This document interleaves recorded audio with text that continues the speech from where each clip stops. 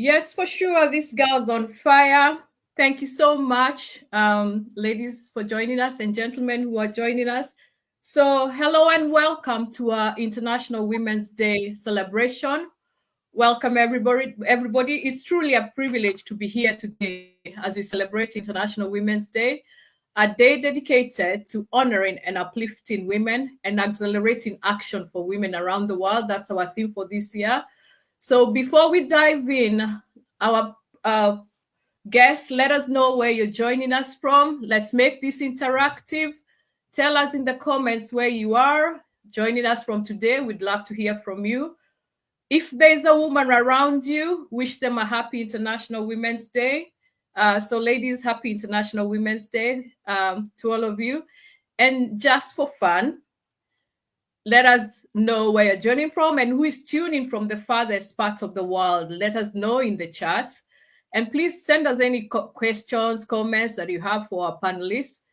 So as usual, I'm your host, Catherine Jenga, joining from United Kingdom. I'm in the UK. I'm in Hampshire.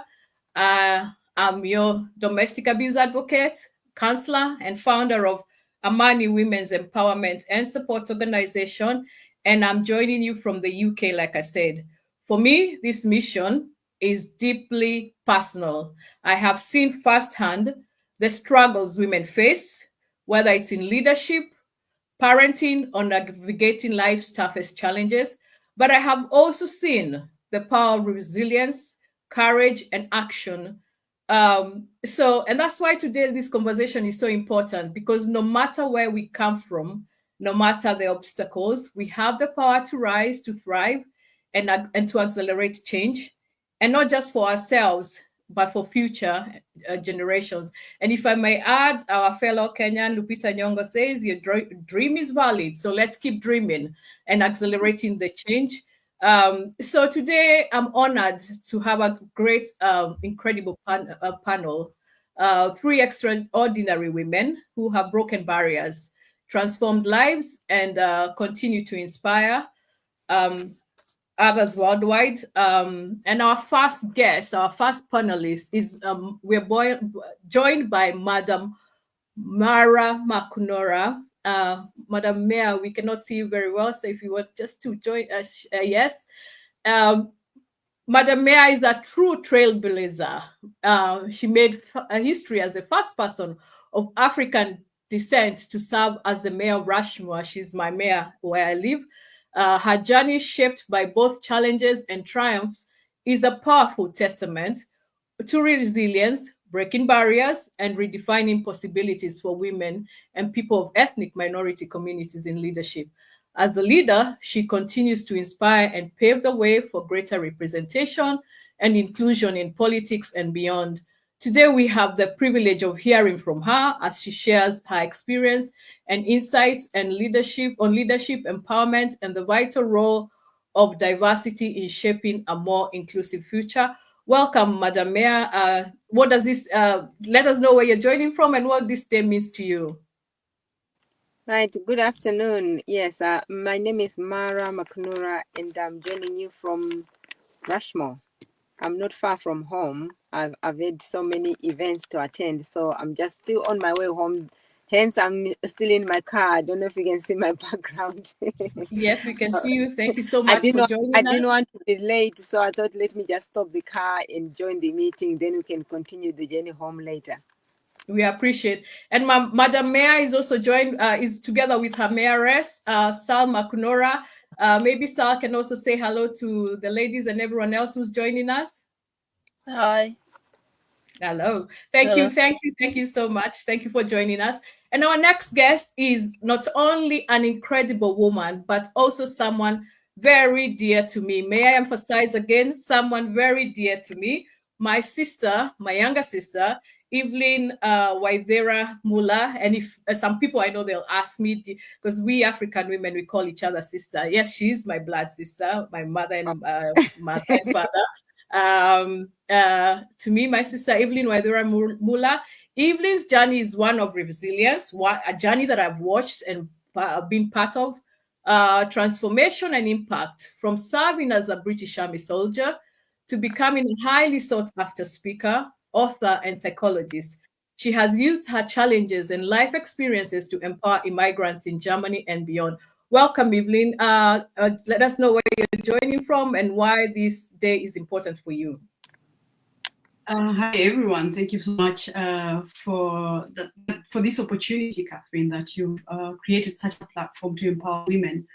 I'm joining from Germany, in a very small village somewhere in Germany. And this day is really important. Today morning, I was actually invited to speak somewhere else. And I remember the woman who was in charge of gender work in that place talking about the way equality still exists for women. And we are celebrating this day not to just celebrate women, but also to raise awareness of the fact that women are still underrepresented in very important career places. Like so we just want to empower people so that they can be able to be bold enough to take on spaces and to follow their dreams and to just be who God created them to be. That's good. Thank you, Evelyne. Also, last but not certainly least, we have someone who is not only inspirational, but also not a stranger to our community. Angela Cook has joined us before, and we are always honored to have you back, Angela. She's a world-renowned psychologist, a best-selling author, and the founder of Raising Remarkable Teenagers, helping parents raise highly effective teens without losing their minds. Welcome, Angela. You please let us know where you're joining from and why you keep coming back to these conversations and what this day means to you.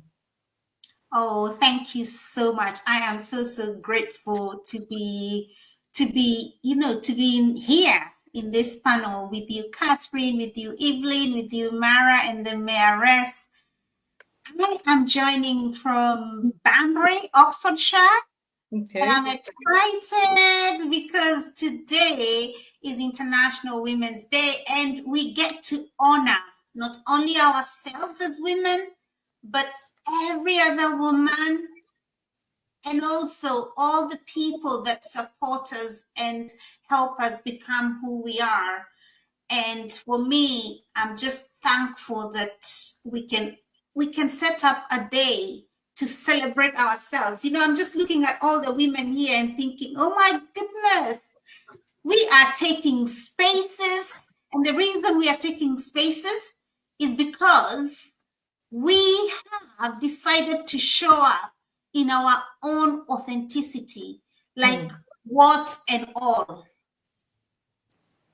Thank you, Angela. So thank you, Evelyne. Thank you, Madam Mayor, and thank you, Angela, and thank you, our guests. Thank you, our audience. We welcome you. Let us know where you're joining from. Also, let us know what empowerment means to you, and please also send your questions. So I'm just gonna say hello to the guests. Thank you, Susan, for joining us. Thank you, Carol Masikini, my friend, for joining from Plymouth. My auntie is joining, Gladys is joining from Kansas, USA. I have my other friend, Catherine Kema, she's joining us, Mutuma from Kenya. Hannah as well, another friend of mine, she's joining us from not so far from where I live. Thank you, ladies, for joining, and the gentlemen who are also joining us. We appreciate you. Thank you. Don't forget to send your questions. Send us your questions. So thank you all for being here. So now let's dive into the questions and the conversation. Each of you ladies has walked a unique journey filled with challenges, resilience, and impact. Our goal today is to inspire, empower, and equip our audience with insights they can take action on. So we are going to start with you, Madam Mayor. You've made history as the first person of African descent to serve as Mayor of Rushmoor. Take us back. Did you always see yourself in a leadership role, and as well, let us know what inspired you. Right. I would say no. I never planned to be in this position whatsoever. I usually say to people, for me, I feel I just stumbled upon the role. Yes, I'll give you. I'll take you back to how I started. So, I was born and bred in Zimbabwe. came to the UK after marrying my husband in 1996. So I moved to the UK in end of 1997. So when I came here, the only person I knew in the UK is my husband. We didn't have any family, no one. So my husband was working full time, and at that time I wasn't working because I had to wait for a certain period before I could officially be allowed to work here.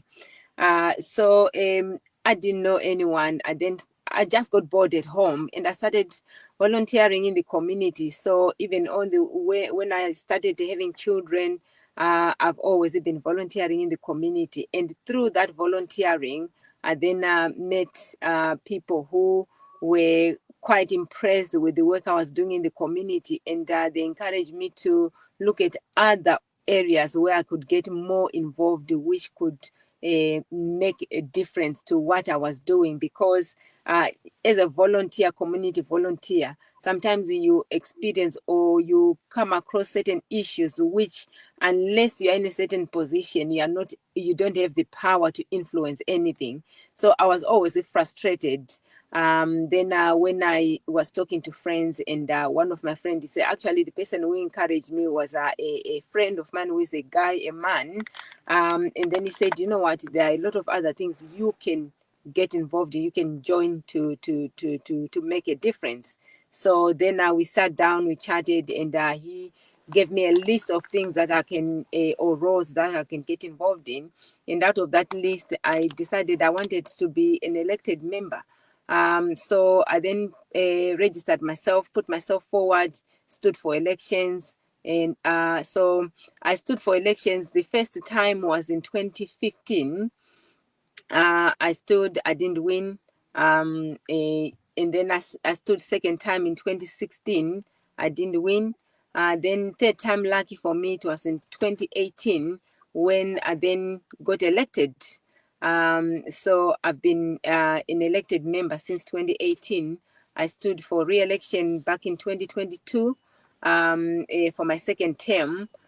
So the way it works here, to be considered to be a mayor, you have to represent the council for at least 4 years, and then you have to win at least 2 elections. So I've done that, and then I got asked by the council if I would be interested to consider the role. First time round, I declined. This was back in 2023. I said, no, thank you. I don't feel I'm ready for that.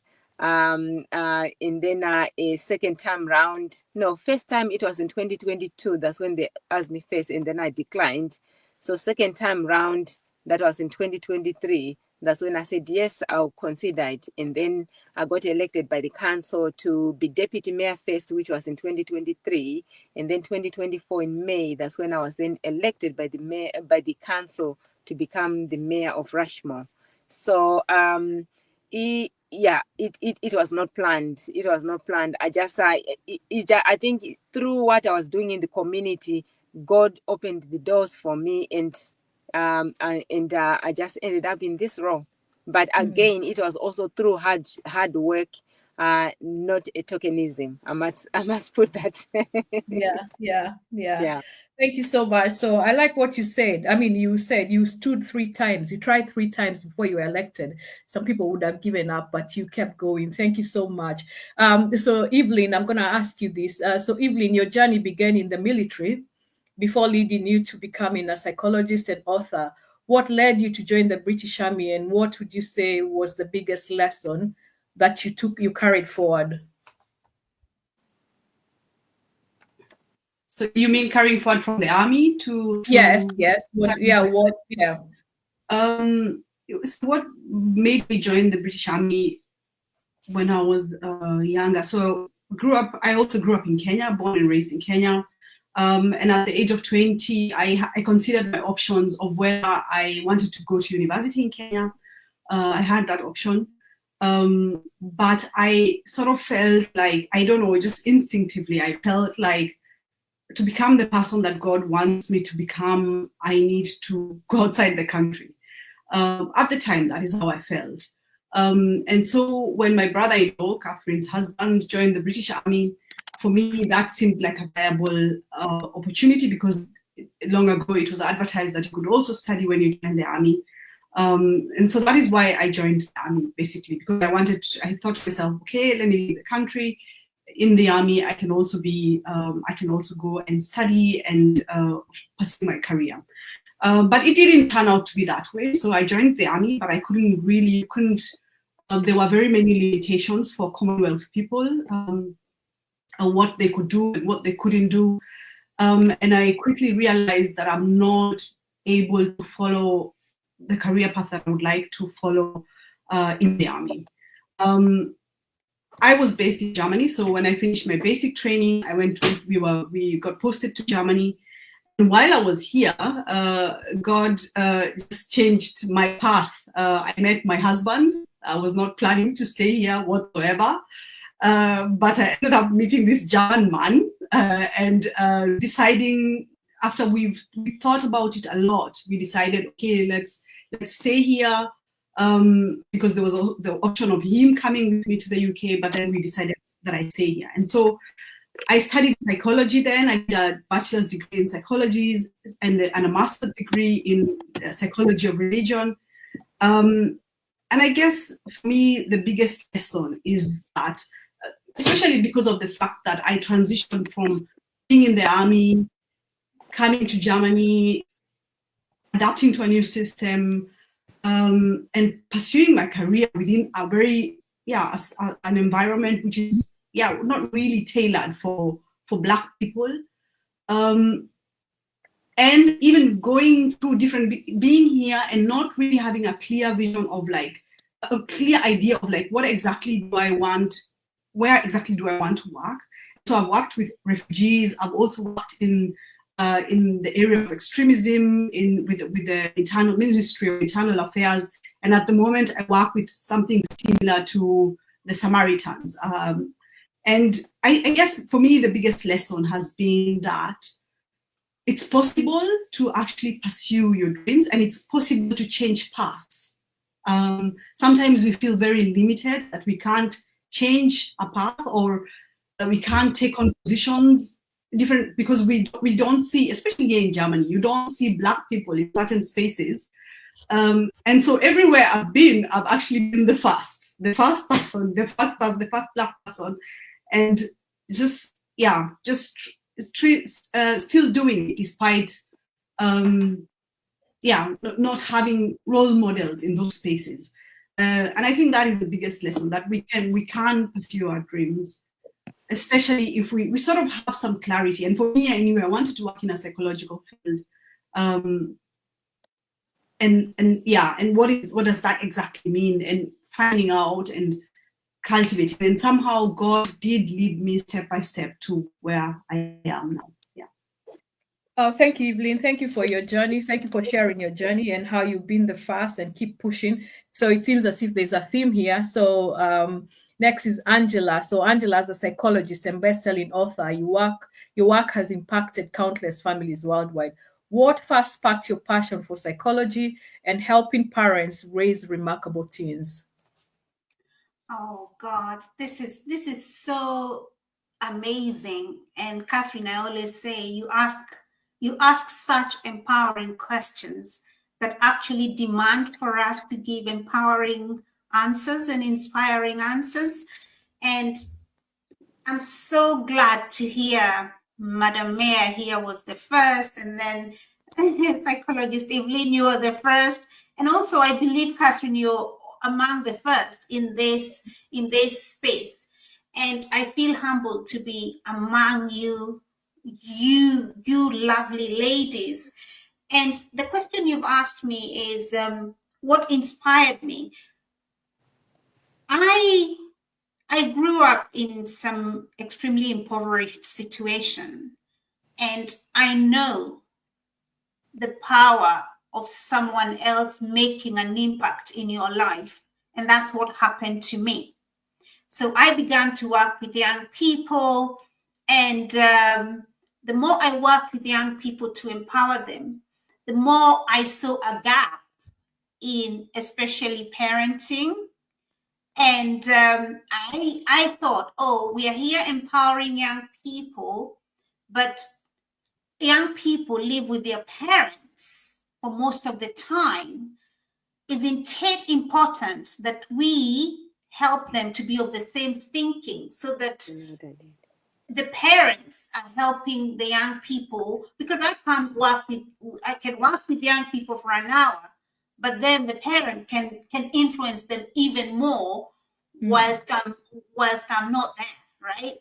So at that point is when I decided, I felt, it just kept feeling, and I believe it's desire. And when I talk about desire, if you know about the word desire, the word desire means from the Father. So there was a desire that was coming through me to want to speak with parents about what are the strategies, what are the skills that I am using to help these young people, so that we at home can use them on a continuous basis. And that's how I came to actually working with parents. It was sort of a pivoting from working with young people. I still work with young people, but it was a pivoting from working with young people to working with the parents. And also, I studied psychology, adolescent psychology. I was atypical. If you know about it, it was especially atypical psychology, which means you study. Yeah, I studied the mind, but a different mind. And what we find, especially in our teenagers, because of everything that's happening, the growth spurt, the developmental stage, it's a different stage in life. So that is what I studied on, and then postgraduate and everything. And to be like all of you, just listening to you all, hearing the first.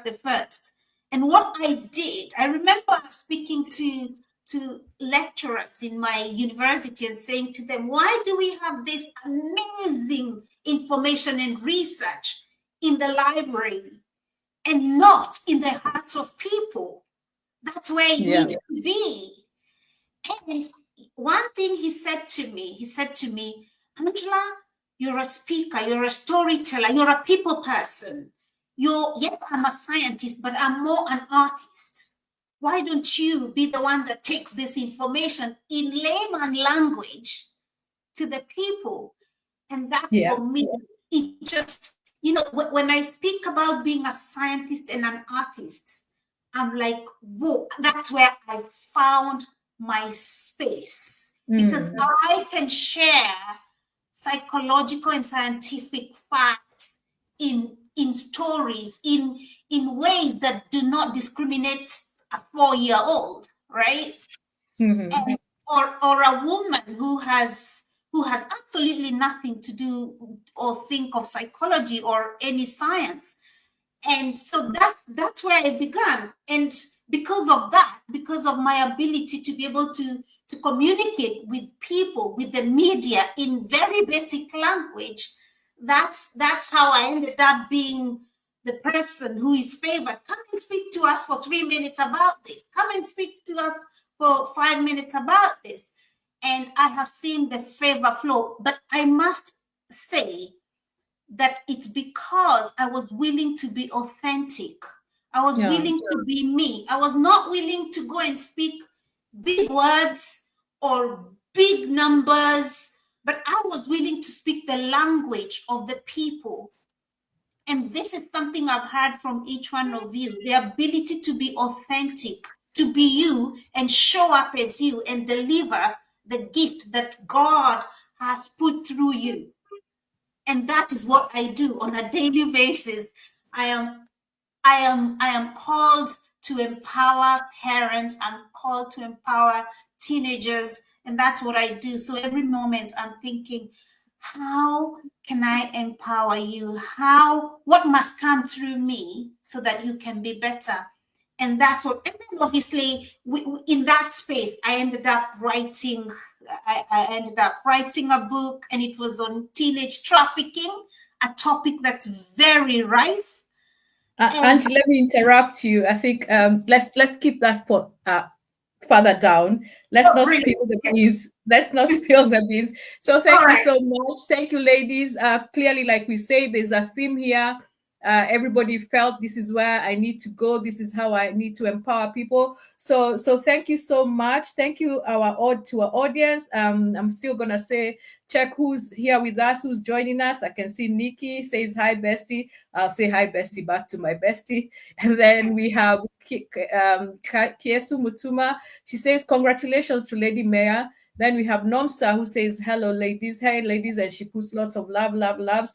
Thank you, ladies. So we're gonna go to how did you overcome barriers and challenges, and have you faced any? So we're going to start with the Madam Mayor. So, Madam Mayor, leadership often comes with resistance and bias, especially for women from ethnic minority backgrounds.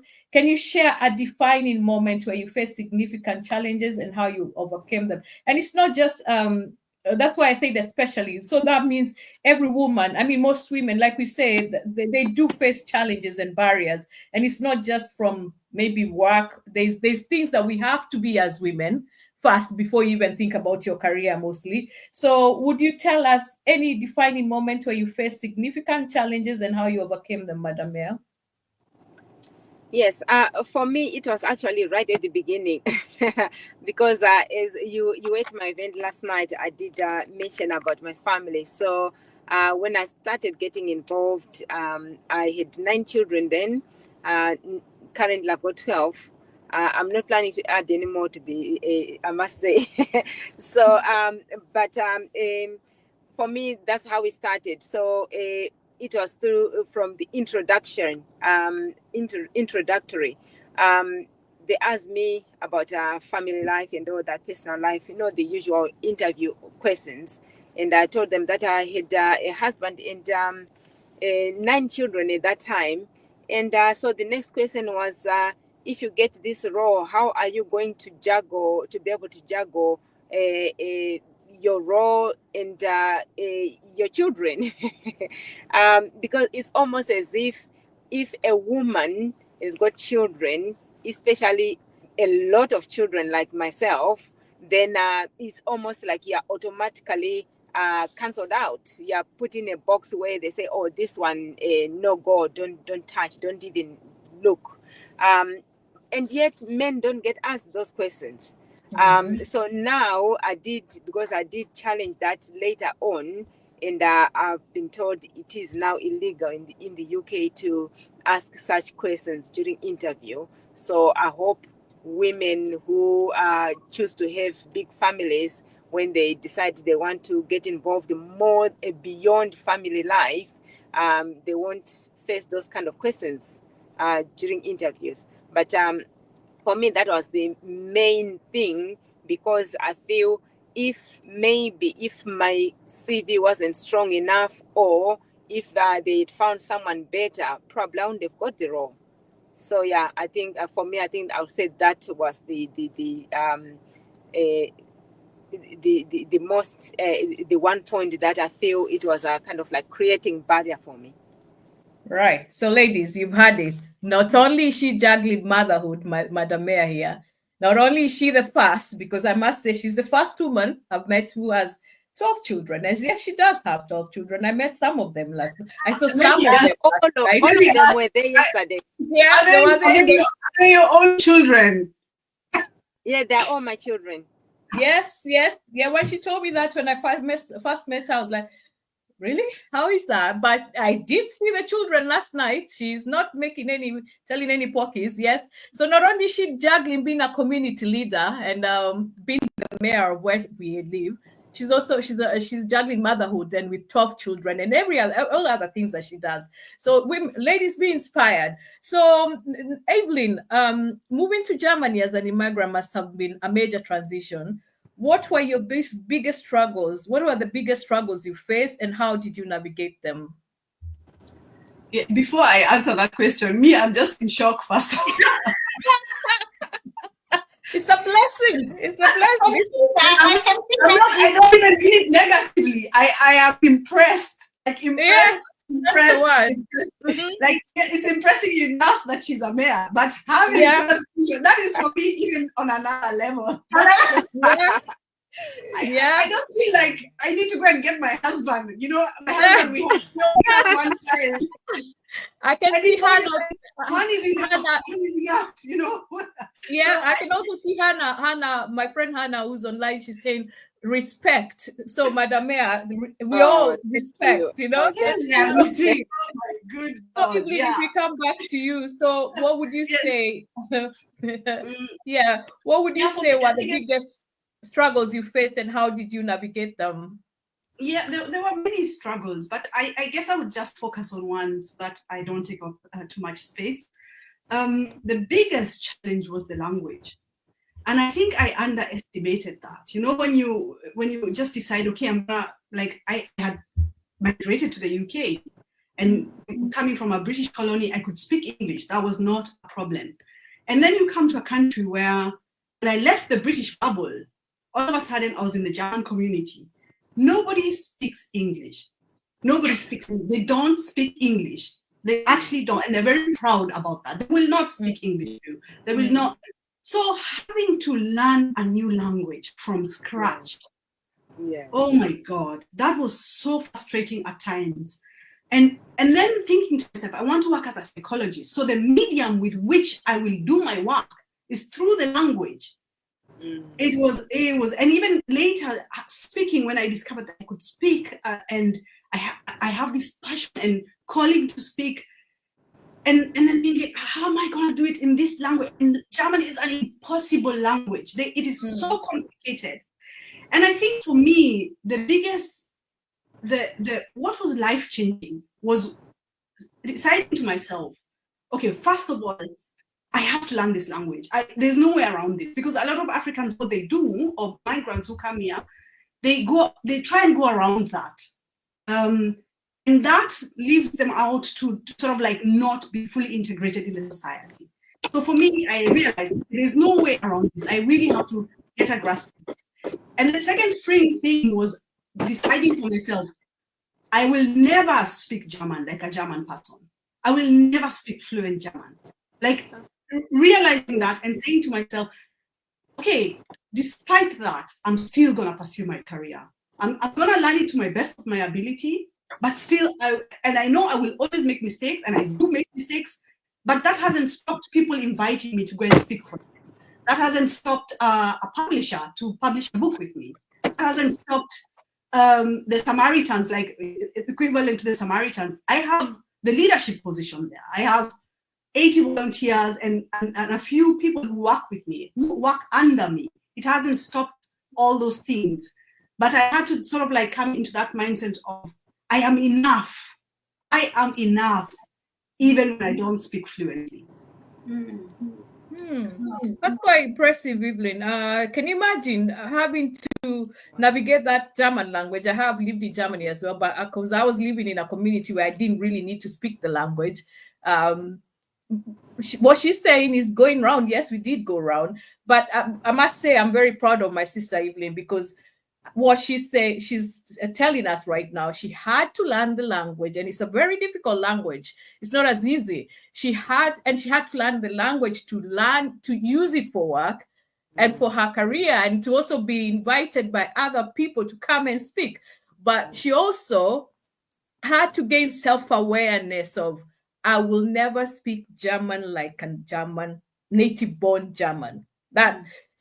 So as you can see, there are themes we have to, your mindset is important to be able to achieve what we are talking about. You know, Madam Mayor has said, I have these children, but these were the barriers, but I set myself to say, I am enough to still be the mayor. I am enough to still push for these positions that I want, or to push for what I want. So yes, and Evelyne, like she's saying, she heads like the Samaritans there.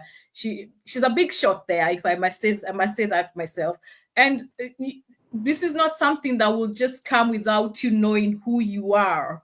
And for those who are believers, also knowing who you are in Christ and taking that step.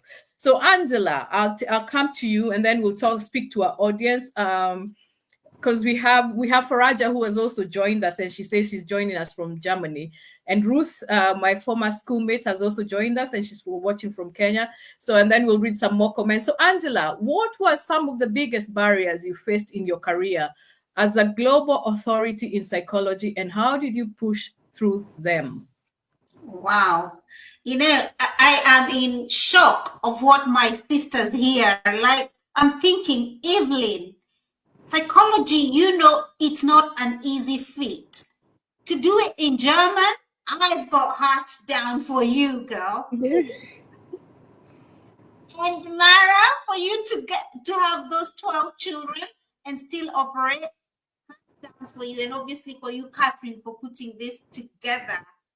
Hearts down for all of you. For me, the one of the biggest challenges that I've encountered, and I've encountered many, was when I decided to transition from mentoring young people to mentoring parents. And what did I do? I actually got a job. I got a job with an Australian company, and I was thinking, oh, I'm going to be going to all these places, and it was all good. And then I remember when I went to give one of my first presentation, and the audience, they were just fixated. They were in it and everything. But I think, remember I said, I am a scientist that delivers these ideas in a very artistic and a very human way, right? So the organizers didn't like the fact that I moved it from all this serious science, statistics, numbers, you know? They didn't like that. And you know what? As soon as we got back home, I've been sacked. And I always say I was sacked for smiling and delivering these lessons in a soulful way. And that for me, I remember feeling so bad and thinking, so what am I supposed to do? And feeling like, God, I know this is a desire. This is something that you have put in my heart. This is the way I have to do it. Because if we don't do it this way, all we are going to have is, as Evelyne knows, is all this great research in the libraries. But it actually never makes an impact in the lives of people. And you know what? I remember just sleeping on that. And guess what? The moment I dropped that sort of hurt and pain of why did they do this to me and why was I sacked? Do you know, this name, Raising Remarkable Teenagers, dropped in my heart. And God said, I want you to, this is your company. I want you to go out and do this.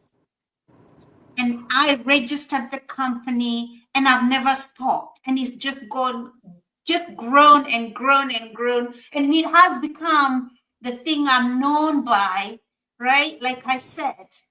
And it's because, like all of you have said, I stood in my space and I stood in my authenticity. Yeah. Right. So we've all stood, the ladies have all stood in their space, just like Angie has said. We are standing in authenticity. We don't have to change who we are to be something and to please other people, you know.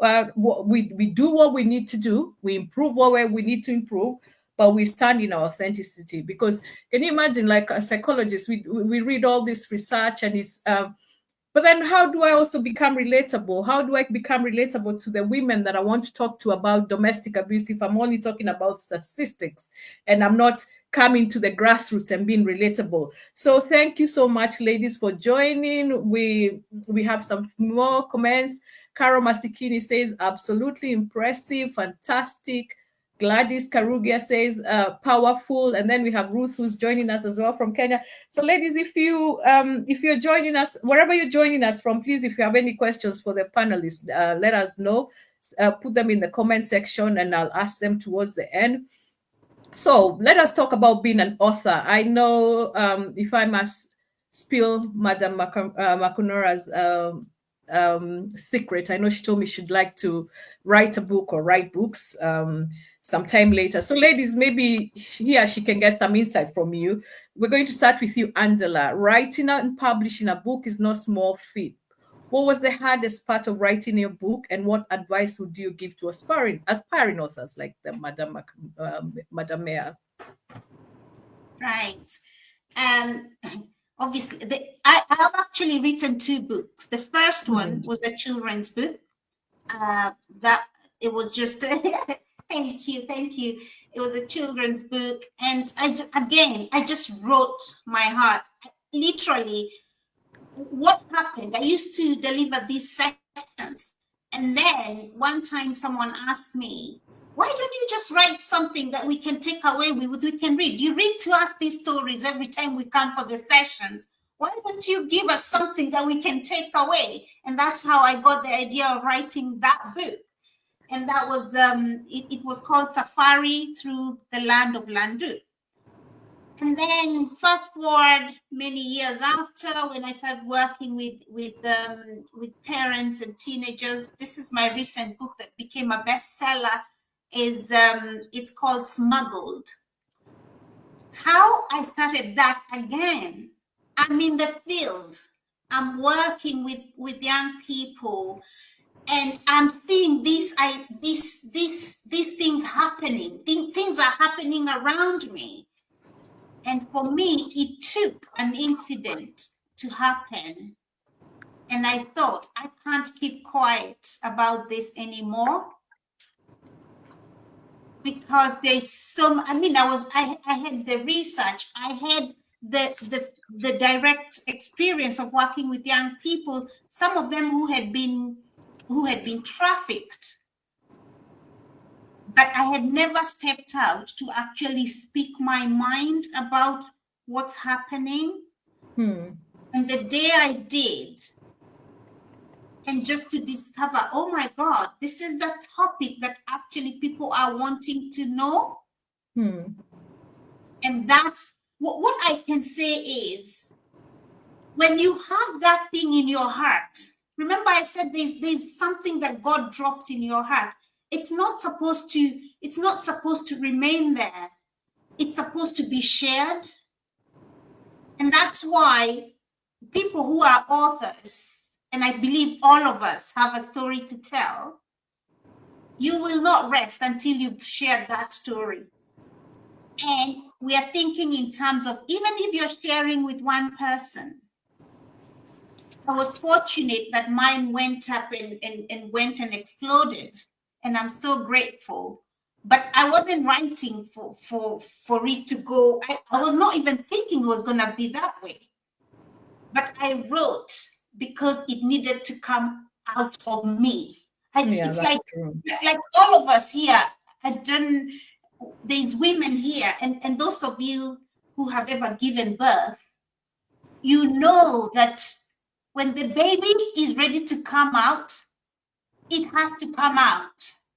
And if it doesn't come out, you or the baby can die, or both of you. So that's where you get to that point where it must come out. Right? And, yes. And that's how I felt. But in terms of encouraging people, is just do it. I would say just do it. Yeah. Just do it, and don't be afraid. Yeah. Don't think, oh, what's going to happen? Who's going to do this? I think Martin Luther said, just take the next step. Don't think about the whole, just faith. You have to have the faith. I'm just going to take the next step. And then the next step will be revealed. It's trusting the one that called you, the one that put that desire in your heart.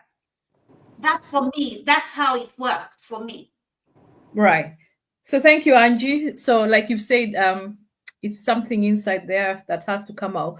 And I can see Hannah says, can you send a link to your books, Angela? So you'll send that to on the maybe the chat link. So, and Evelyne,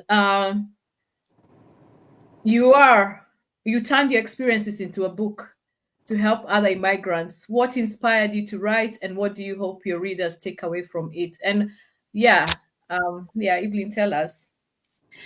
I guess it's because I worked with refugees, and I heard their stories, and I could tell similarities in their stories.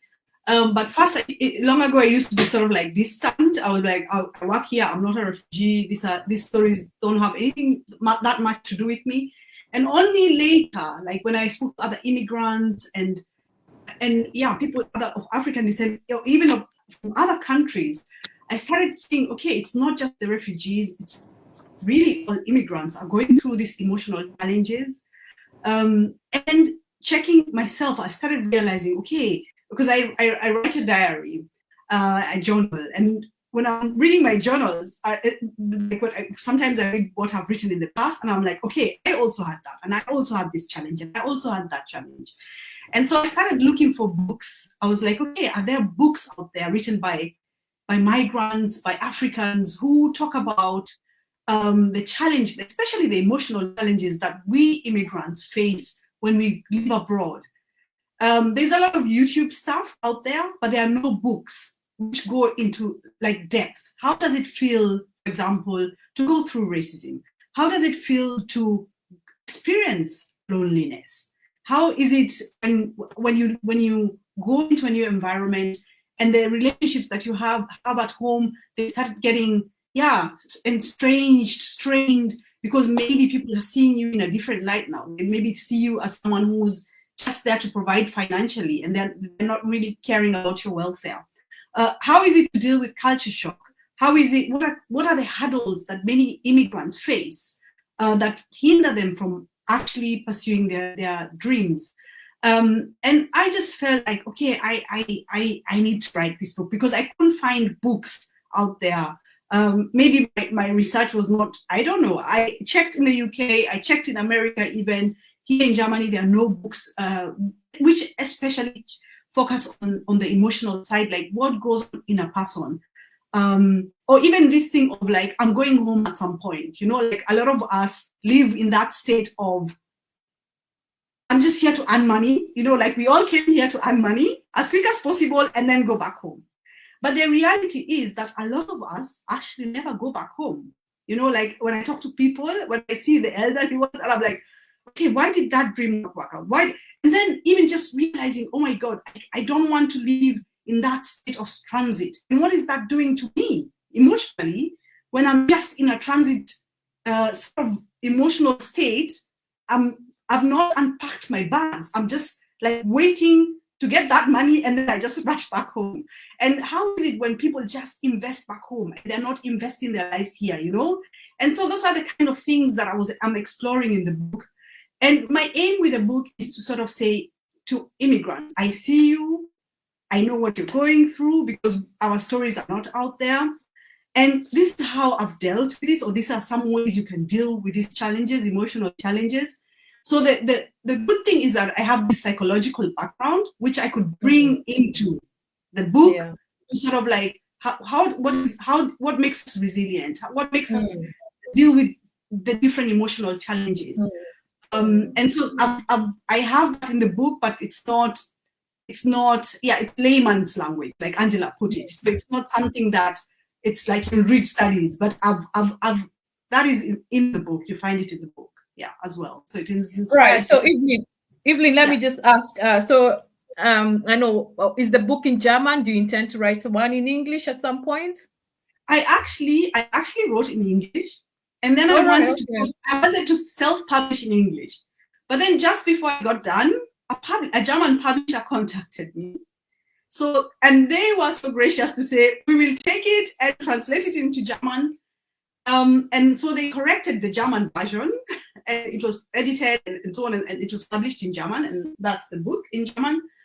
But now I'm actually working with someone to to finalize the English version so that it can actually get self-published. Yeah, so I'm working on that at the moment. Right. So thank you, ladies. I can see in the comments we also have author Nuru Balama. She says, yes, just do it. She's another incredible lady who's written a book. She does a lot of work with children, and she's an educator as well. And Angela, I can see you've shared the link for your book. Evelyne, maybe you can also share the link for your book as well.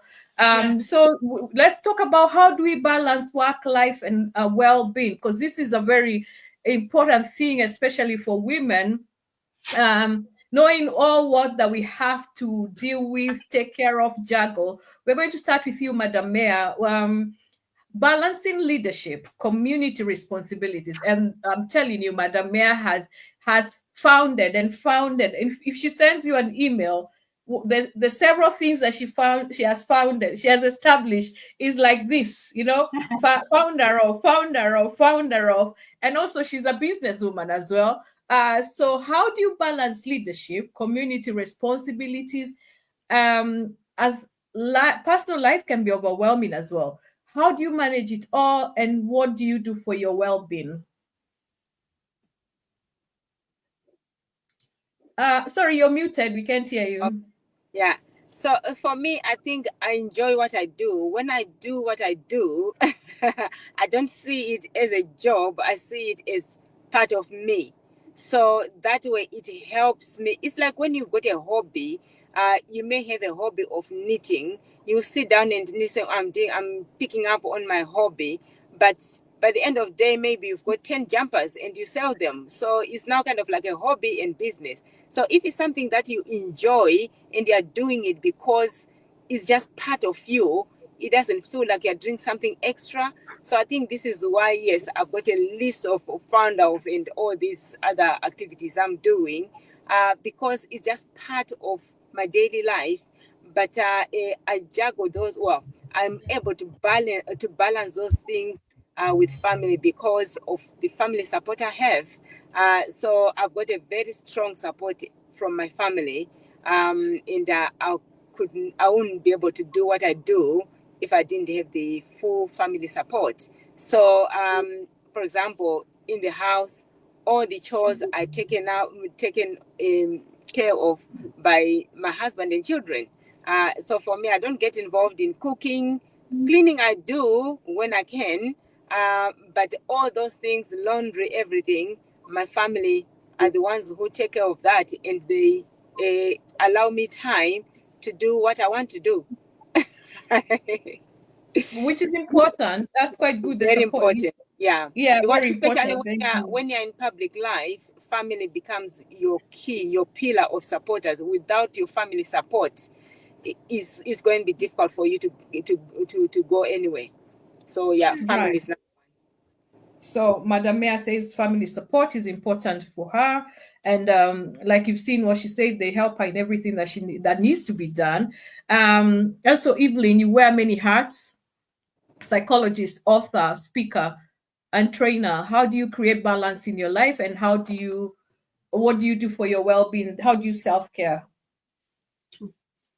I think for me, I try and focus on one thing at one time. So when I was writing my book, I was not speaking as such. I was not doing trainings at the time. I was just focusing on my book and work. And I even not even just those roles. I think for me, the most important role is being a mother and a wife.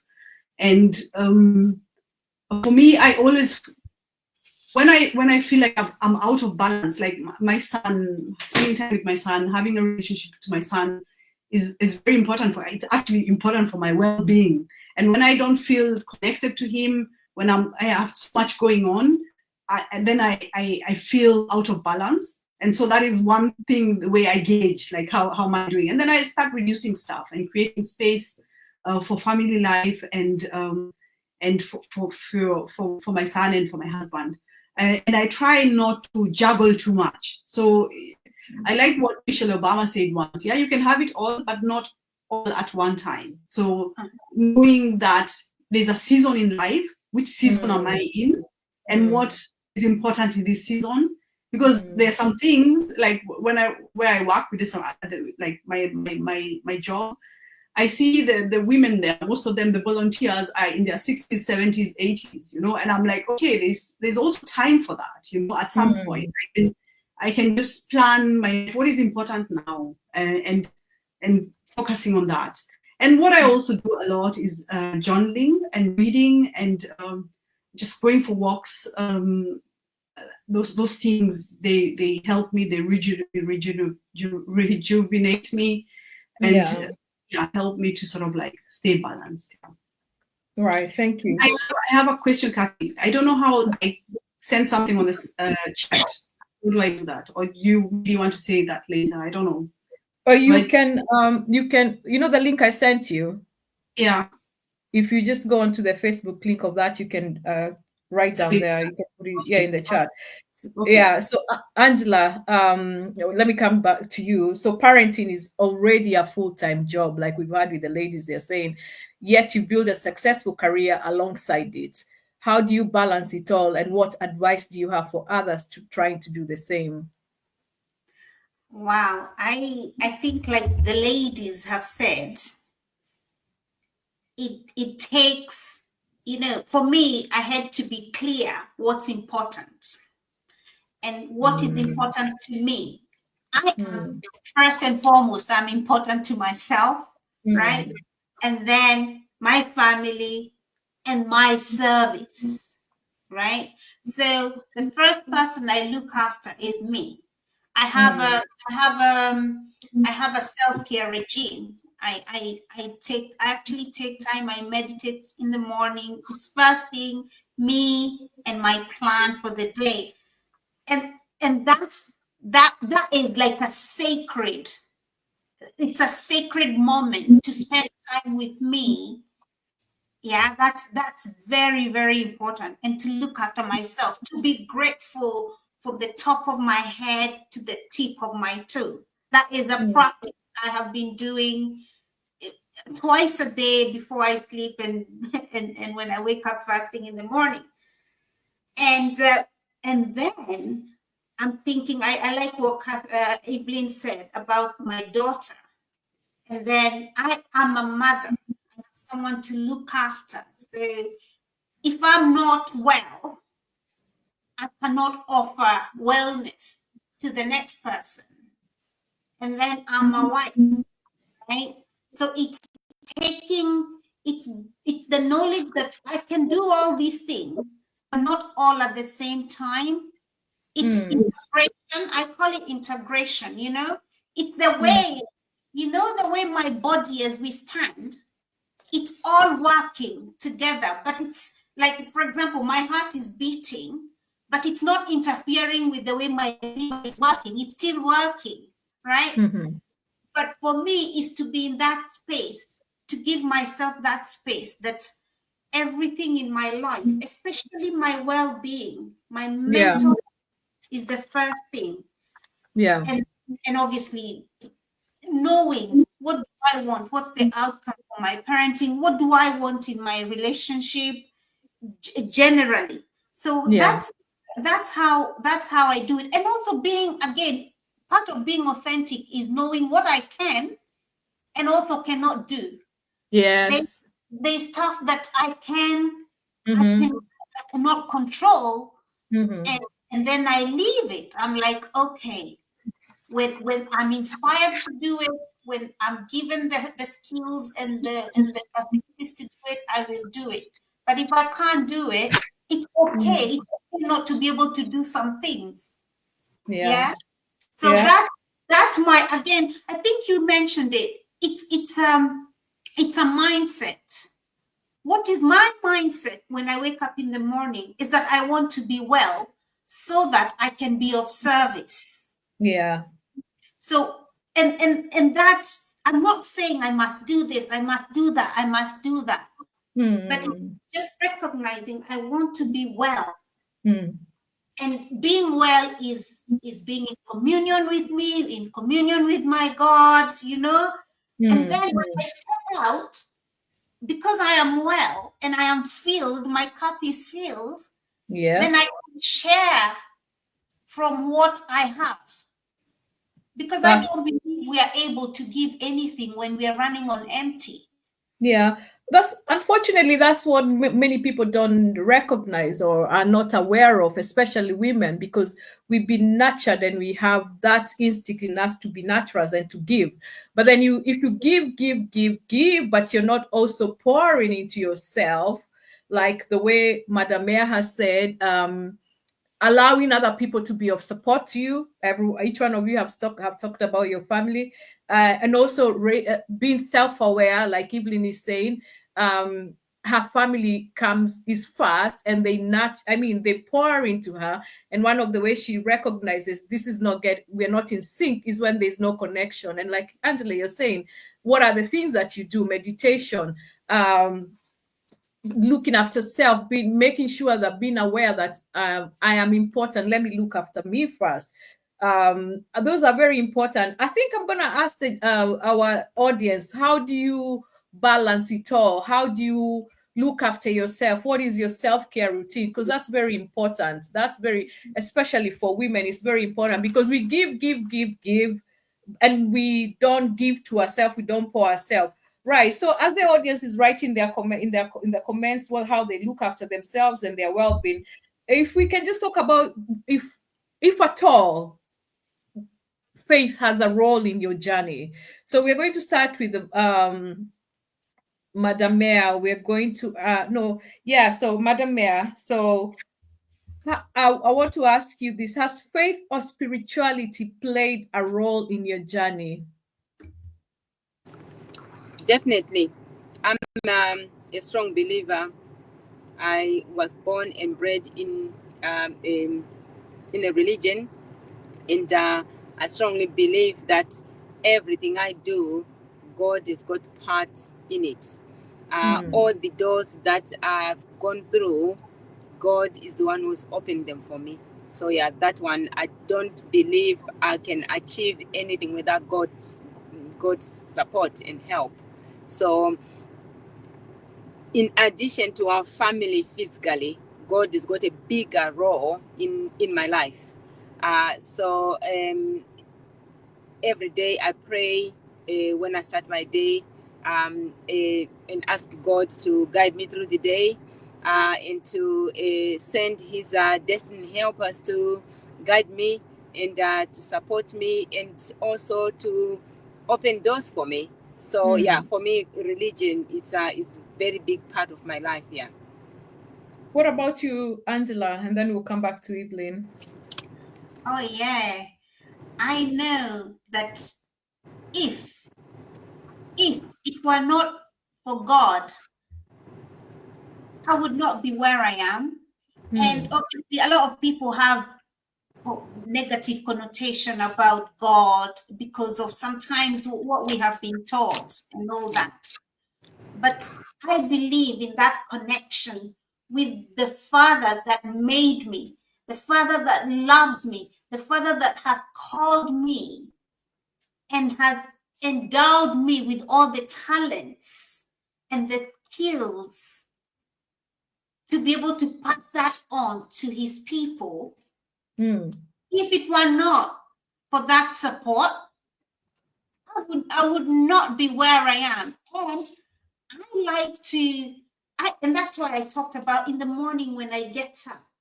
Because I believe in God, I breathe and I have my being. I sit down there and I'm excited. I'm like, who must I be today so that I am of service?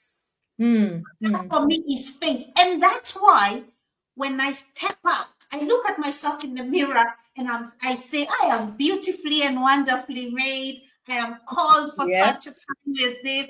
And I tell you what, when I step out of this door, right, there's a confidence that comes with me. And it's not because I'm proud, but it's because I have faith of the one that has sent me out. So that is what faith is about. And I know that all things will work out for good for me because we are in communion with my Father. So that's how I see faith has worked for me, and it works for me on a daily basis, actually on a moment to moment, to be honest. Okay. Thank you, Angie. Very inspirational. And Evelyne, you often talk about faith playing a role in your journey as well. How has faith guided you through challenges and helped you reach where you are today? I am also someone who prays on a daily basis, or as often as I can. If I'm not able to pray, I listen to worship songs, or just because I know that is my source of strength. And faith has been really important for me, because especially being in an environment, like when you're in sometimes in these environments, living abroad, living in all white societies, I have to put it that way. It can be really challenging, because sometimes you are made to doubt yourself, you're made to feel inferior, and all these things. And I've had situations, especially with my son, where it was just really challenging, and God speaking to me in that situation and telling me, look, I'm the one who made you guys like the way you are. You're fearfully and wonderfully made, and you are enough. And that has been what has guided me and carried me in, like when I say I speak and I take on leadership positions, it's because I know God has told me, I am with you and you are enough. And even if other people are making you feel like you're not enough, it's not true. You are enough, and so my faith has been fundamental and a very important pillar where I am today. Right. Thank you. Thank you so much, ladies. Thank you for sharing what your faith means to you and what your journey of your journey of faith and how it has impacted what you do. So we're gonna move to the next section, and we're going to talk about representation, parenting, and pivotal decisions. And I can see we have some questions. Keep sending your questions or comments, and we'll take them towards the end. We're not too far from closing. Madam Mayor, representation matters. What advice would you give to a young woman or gentleman, young man who wants to, and girls, especially from underrepresented backgrounds, who aspire to leadership? Right. Leadership for me is for everyone. It doesn't matter what your background is, where you come from. Leadership, everyone can step into leadership. A lot of times we don't seem to recognize that sometimes we are already leading in something in our lives, and then we don't then take that bold step to show it by maybe taking leadership in public, but privately we are already doing that, so we already have those skills. But for me, I think when it comes to especially my area of work, usually it's depend on where you are best. So what I'm trying to say is, for example, in the area where I am, Black people, we are underrepresented. So we need to get more involved in our communities, and encourage each other and help each other to take those leadership positions. And we need to work as a team to support each other. So here in Rushmoor, where we are based, Catherine, we know we've got a big Nepalese community. The support they give each other, especially when one of them want to climb the ladder, they'll give them all the resources, the training, the resources, either it's money, whatever they have as a community, to make sure that that person goes into leadership. But as Africans, we don't do that. And also women as well, talking about International Women's Day. The other day, I was keynote speaker at International Women's Day, and I was speaking in front of business leaders in Canberra. And one of the questions was about how can we encourage other women to support each other. And then I started by reflecting on my own experience, and I feel when a woman is getting into leadership, our worst enemies most of the time is the other women.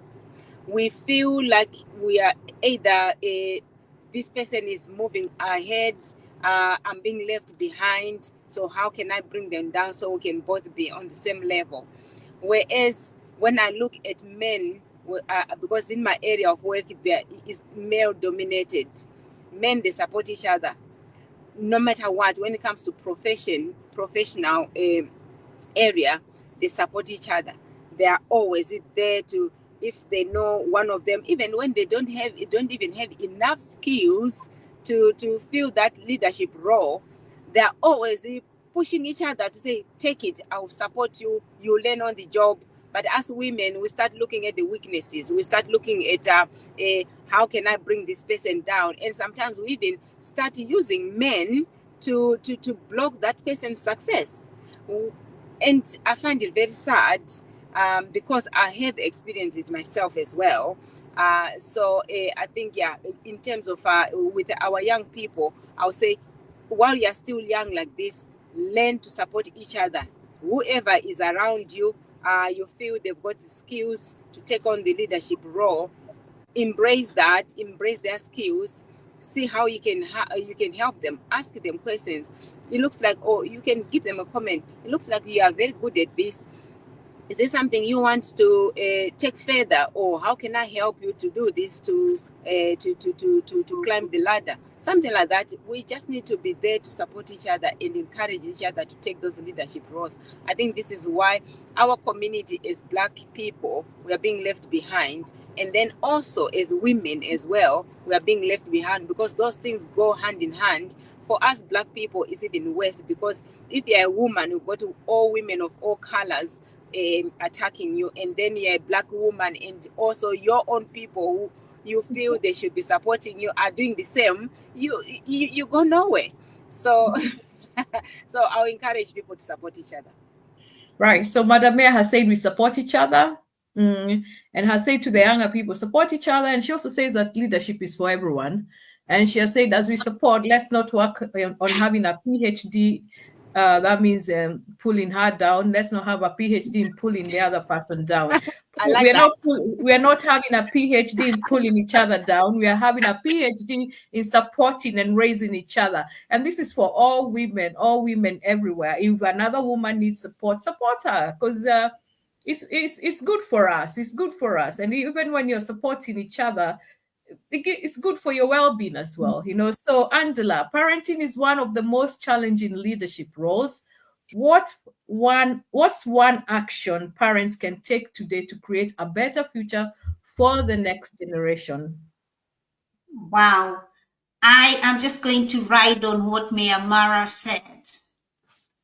As a parent, as a leader, I want you to think in terms of affirming your children. See them already fulfilled as the person you want them to be. See them as already the person you want them to be. Mm-hmm. I know Evelyne knows there's a concept in psychology of self-fulfilling prophecies, or it's called confirmation bias, where our children will rise or fall to the position we believe for them. So speak greatness into your child, no matter what they have done. A lot of us have a tendency of just being very blasé and careless with what we say about our children. Words have power. So I want you to hold your words captive. And today, think in terms of, I want greatness for my child. So how do I address a great person? So go, as you speak with your child, go with that mentality, go with that mindset of, how can I address a great person? Because you want to see them as a great person, and they will rise or fall to the position that you think for them. So that's the one thing. It's words. Use words of affirmation. And don't think, and unfortunately, especially in the African community, you think, oh, if I tell them they're all that, they'll feel all that, and they'll start bragging, or they'll not do anything. So I better say to them they'll amount to nothing, so that they'll try to work harder, right? It's a misguided conception that we can be cruel to our kids so that they can be kind. It's just misguided. Let us be, in fact, now that we have all said we are women of faith, let us be like God. Let us parent like God. One of the best example I like to give is when Jesus was being baptized. Even before he had done a thing, the voice from heaven said, "This is my son, of whom I am proud of." If God, the maker, the creator, thought it was important for him to address Jesus as such, how much more we should emulate the character of God as leaders. That's the one. That's quite good, Angela. Let's affirm our children. And Hannah says so true, because think about it this way. Already the world is against. So if you're already against your own child coming from your home, and then they have to go to the world to face the world with chipped mindset, chipped self-worth, actually not just chipped, crushed self-worth. And it's not crushed by others, it's crushed by the person who has given birth to them, the person who they think is the most secure person in the world, who's supposed to be providing security and all these things that we learn in psychology, and you're the one crushing them. Parents, those days are gone. Now we are affirming our children. We are raising them to be great leaders. We are affirming them to be who they are. Let's also affirm them in the gifts that they've been accorded. Let's not try and force them to be what we think they should be.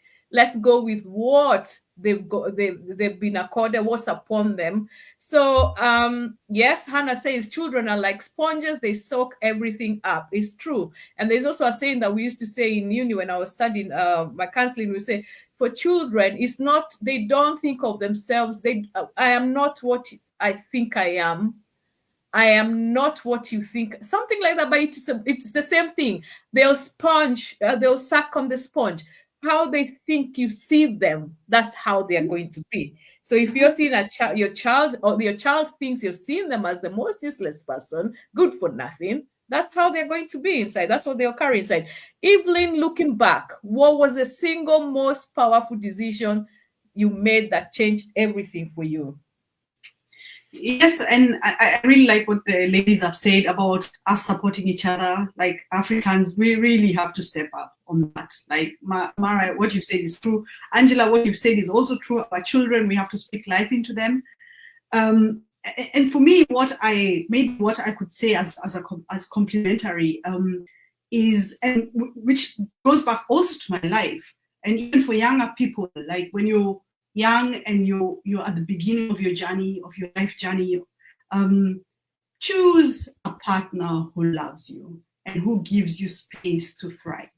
Like that is also a very important thing. And that was for me, one of the most important decisions that I made, that I married someone who created an emotional safe space for me to be myself and to just, I felt loved and safe. And I'm not talking about a perfect husband. My husband is not perfect in any way whatsoever. And we do have our challenging moments, but generally he has provided, if you can imagine soil, which has manure and enables a plant to grow and to bear fruit, like my husband has played that role.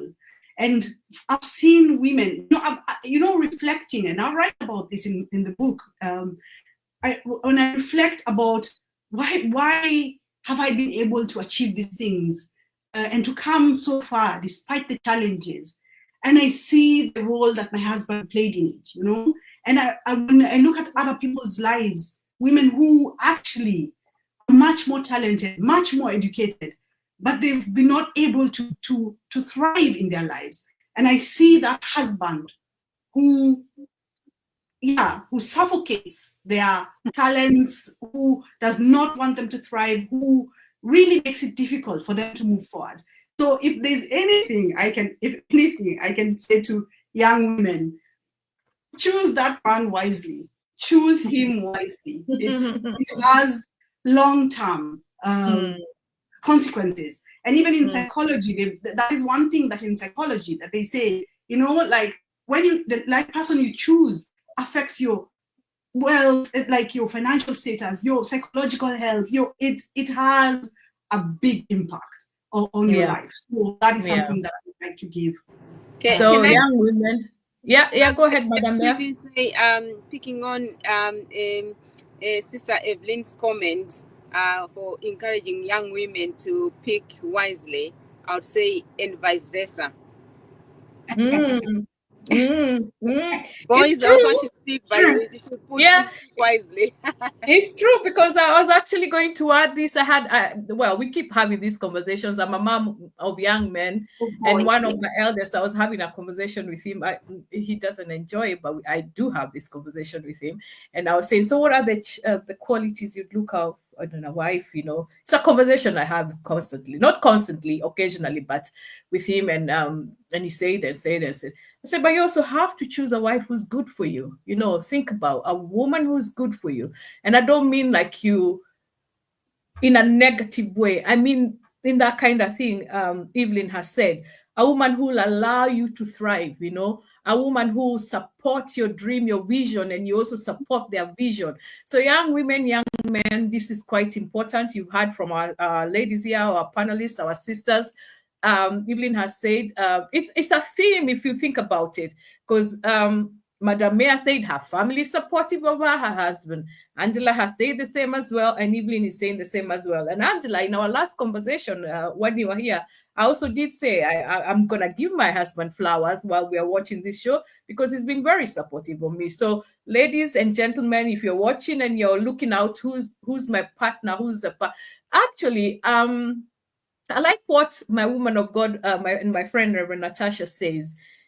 Choose a prayer partner, not a prayer point. So you can choose a prayer partner, not a prayer point, where you're all, Lord, help her. No, yeah. So anywho, you're forever praying because this person is not allowing you to thrive, and not allowing you to thrive. So we are almost coming to the end, and we have one or two questions. But I would like to ask our audience, what's your take home from the show? I can see Dida. I hope I'm not butchering your name. She says, that's an amazing perspective, Angela. Be like God, taking it further. That while we are still sinners, God loved us. Love our children regardless. That's my take-home point. And Ruthie says, a strong family support system is the strength every woman needs to be able to give the riches ability God has deposited in them. She's very encouraged and blessed by these incredible women. And Dida also says 1,000%. So as we come to the end, I think let's take one question. We had a question here. We're not too far from coming to the end. Let's see if I can, although I do feel we've covered what the questions are. So what would you tell your younger self if you could go back? So maybe Madam Mayor can just mention one thing, and then Angela and Evelyne, sorry, you can say something as well as we close. Sorry, I missed what you said. What's the beginning of your question? What would you tell your younger self if you could go back? I would say believe in yourself more. That's something which I didn't do at the beginning. Now I'm beginning to do that. But yes, believe in yourself. Believe in yourself more. Yeah, that's true. What about you, Angela? What would you, if you could go back, what would you say to your younger self? My younger self is, I would say, I would have taken Evelyne's. I wish Evelyne was there when I was younger and chosen and chosen my spouse wisely, because what you said, I mean, for me, it had to come through bad experience, right? And it doesn't have to be like that. We can choose wisely from the beginning. We can choose our supportive system wisely, because I have seen with the support of my husband and my partner, the things you thrive, you actually thrive, and you thrive spiritually, you thrive, I'm going to say you thrive spiritually, you thrive mentally, even sexually, you thrive even in business, honest in everything, you do thrive. Yeah, so that is one advice I would have given myself, my younger self. But Thank you, thankful, yeah. I'm thankful God took me through whatever. Yeah. Thank you so much, Angie. So let me just read a few comments, our last comments before we close. And ladies, I'm also going to ask you in a minute how people can connect with you. So if you have those, you can write them in the chat. But also, let me just read. Nuru Balama says, "Thank you so much, ladies. This has been such an informative session. Well done, ladies." Our sister Ruth, my Evelyne and myself, sister Ruth was online, and she also said she's learning a lot. And then Hannah says, "I loved what Evelyne said about understanding and accepting the situation and not letting it stop you." This is not true, because I was saying yesterday I was talking to my husband, I was saying, I was in an event which Madam Mayor was there, and I was telling them what I do. And one lady was there, and she just cut me off, and like, what you're telling us is not necessary. But then I didn't allow that to stop me. I didn't stop telling people what I do and handing out my business cards, because that's how she feels. That's not how I feel. Carry on. We carry on. I'll leave you on the side with your feelings and your comments. We don't allow situations to stop us, because we have to carry on, women. We accelerate this action. So Charlene Minor says, this is my niece in love. I love the aspect of introducing words of affirmation. Yes, Charlene, you must do this when you have those babies in a family at a very young age. Our parents didn't really familiarize us with the same, but now we know, she knows what to have for her children in the near future. Yes, that's very important. And then Nikki, my bestie, says, "Thank you, ladies. Very empowering to listen to." And then Charlene says she's feeling woke. Thank you very much. And Kesu Kema puts a thumbs up. So thank you so much, ladies. Oh, and then there's more comments. Karen Masikini says, "Really blessed, ladies. Thank you very much." Hannah says she's loved this. And then my auntie Gladys says, sorry guys, I just love to honor my family if they're there, because like we're saying, family support is important. So my auntie says, "Thank you, ladies. Great talk. She is empowered." So I want to say thank you so much to our guests. Thank you for gracing our event. I'm really honored to have had you. And thank you all for being part of this powerful conversation. Let's take bold steps to uplift, support, and empower one another every day. Keep the conversation going. Take action. Let's create the future we want to see. Thank you. If you'd like to, please can you share the video so many more people can be empowered. And have a lovely day. And thank you so much for being part of this. Thank you and God bless. Bye-bye. Until next time. Bye-bye.